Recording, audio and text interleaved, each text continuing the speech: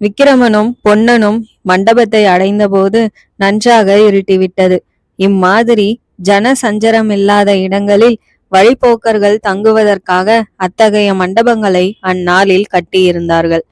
மகேந்திர சக்கரவர்த்தியின் காலத்தில் அவருடைய கட்டளையினால் கட்டப்பட்டபடியால் அவற்றிற்கு மகேந்திர மண்டபங்கள் என்ற பெயர் வழங்கி வந்தது.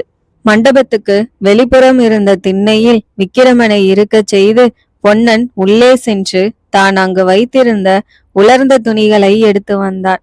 விக்கிரமன் அவற்றை உடுத்தி கொண்டான். அந்த மழைக்கால இருட்டில் இனி வழி நடப்பது அசாத்தியமாதலால் அன்றிரவை அந்த மண்டபத்திலேயே கழிப்பது என்று இருவரும் சேர்ந்து தீர்மானித்தார்கள். பிறகு பொன்னன் அருள்மொழி ராணியை பற்றிய பின்வரும் அதிசயமான வரலாற்றை கூறினான். விக்கிரமன் தேச பிரஷ்ட தண்டனைக்கு உள்ளாகி கப்பல் ஏறி சென்ற பிறகு அருள்மொழி ராணிக்கு உயிர் வாழ்க்கை பெரும் பாரமாய் இருந்தது. மீண்டும் தன் புதல்வனை ஒரு முறை காணலாம் என்ற ஆசையினாலும் நம்பிக்கையினாலுமே உயிரை சுமந்து கொண்டிருந்தாள். ஆனாலும் முன்னர் கணவனுடனும் பிறகு புதல்வனுடனும் வசித்திருந்த வசந்த மாளிகையில் தன்னந்தனியாக வசிப்பது அவளுக்கு நரக வேதனையாய் இருந்தது.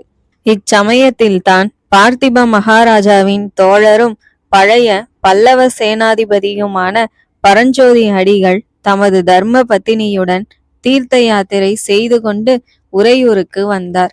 அவர்கள் வசந்த மாளிகைக்கு வந்து அருள்மொழி ராணியை பார்த்து தேறுதல் கூறினார்கள்.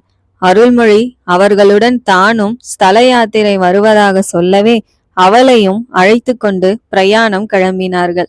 காஞ்சி நகர் ஒன்று நீங்களாக தமிழகத்தில் உள்ள மற்ற புண்ணிய ஸ்தலங்களுக்கெல்லாம் அவர்கள் சென்றார்கள்.